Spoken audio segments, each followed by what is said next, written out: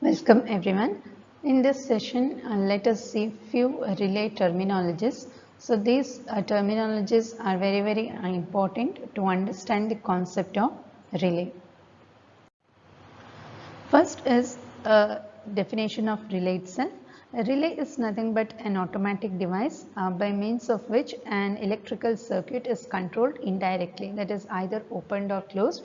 It is controlled by the circuit breaker.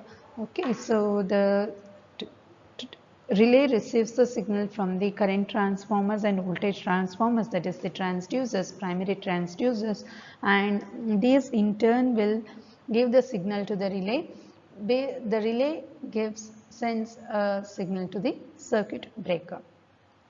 Next is operating force or torque. So this is the torque or nothing but a force which will make the relay contacts to close. So that is the operating force.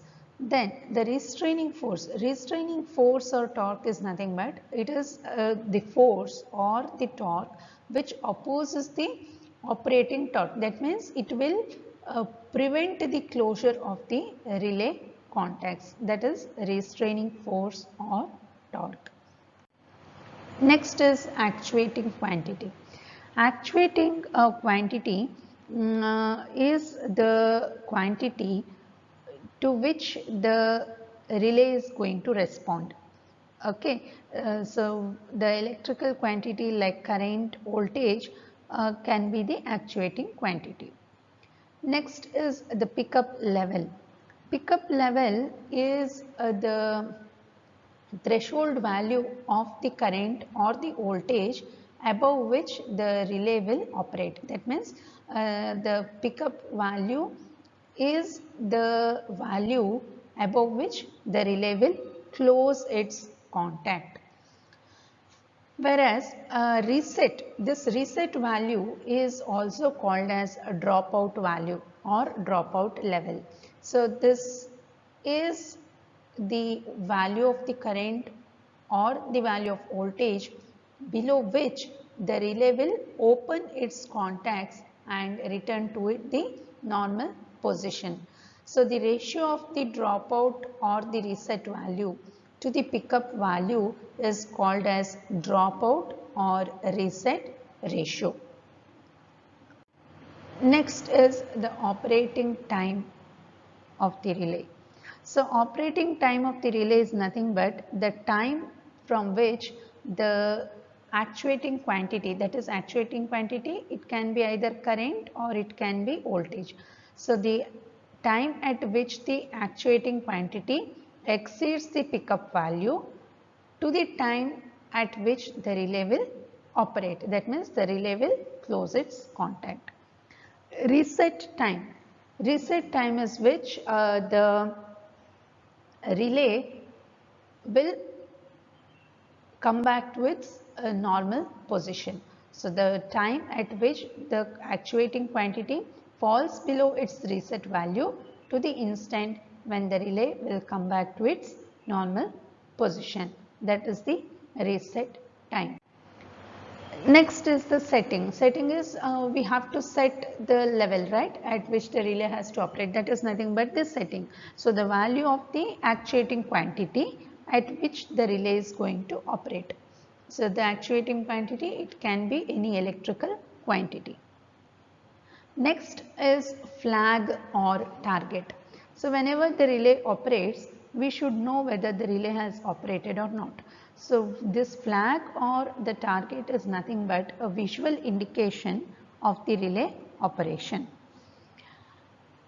Next is reach. This term is very important in the concept of distance relay. Okay, this reach term comes when we learn distance relay.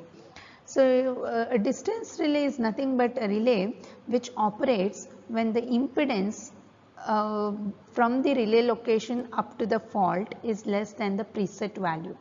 So this reach is nothing but the distance.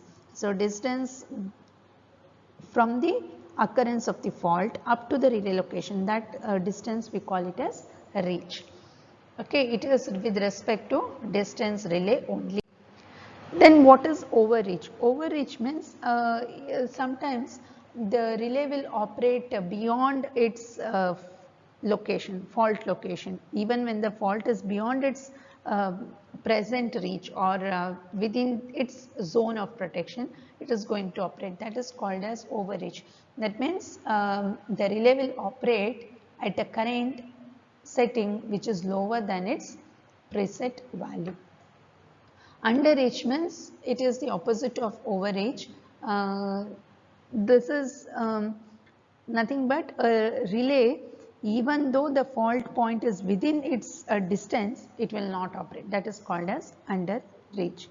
And most important term is burden. Burden is nothing but the total power consumed by the relay circuit at the rated current. We call it as the burden. Nothing but the power consumption is called as burden. So it is expressed in volt amperes in AC, and for DC circuits it is expressed in terms of the watts, okay, at the rated current or voltage. Next is blocking. As the name indicates, blocking means you are making the relay not to operate. Okay, that is called as blocking. So blocking is the prevention of the tripping of the relay is called as blocking. So this might be due to the operation of an additional relay. You will have backup relays also, right? So it might be due to that, or it might be due to its own characteristics. Only that way blocking can happen. Next is a unit system of protection. Unit system of protection means in which the relay is able to detect and respond to a fault only within its zone of protection. Okay, say for example, in the protection of alternators, transformers, bus bars, you will have a specific zone of protection. The relay has to operate and respond to only the faults in that zone of protection. Non-unit system of protection means it does not have any discrimination. So it is the discrimination you can obtain it by time grading or current grading system, or combination of both time and current grading, whereas in non-unit system of protection you don't have this type of discrimination. Next, other than that, other than these are the terms with respect to a relay. Other than that, you have different types of relay, that is overcurrent relay. Overcurrent relay, it will operate when the actuating current exceeds the preset value or the pickup value. Similarly, we have under voltage relay. This is the relay which operates when the system voltage falls below a preset value. Next is a directional relay. As the name indicates, directional relay, it should be able to identify whether the fault is lying in the forward direction or in the reverse direction with respect to the relay location. So that means the relay has to be able to identify whether the power is flowing in the normal direction or in the reverse direction, that is directional relay. Next is a polarized relay. Polarized relay, it depends upon the direction of the current or on the direction of the voltage. So then only it is going to operate. Next is a differential relay. As the name indicates, a differential relay, it should be able to operate in response to the difference of the two actuating quantities. So difference between the two actuating quantities. Next is earth fault relay. So a relay which is used for the protection of an element of a power system against earth fault you call it as earth fault relay. Next is phase fault relay. Phase fault is again a relay which is used for the protection of an element of a power system against phase faults. We call it as phase fault relay. Next is elliptical relays. Elliptical relay is the one in which the characteristic on the RX diagram is ellipse. So this is a kind of distance relay. Okay, it's the characteristics of a distance relay.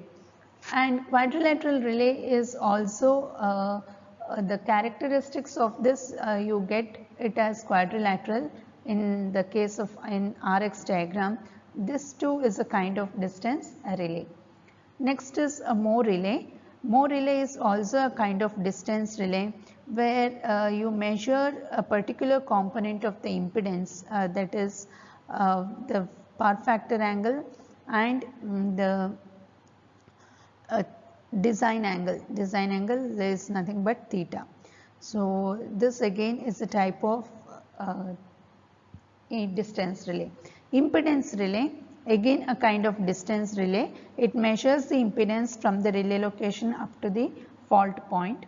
So if the measured impedance is less than the preset impedance, then it is going to operate. Next is frequency sensitive relay.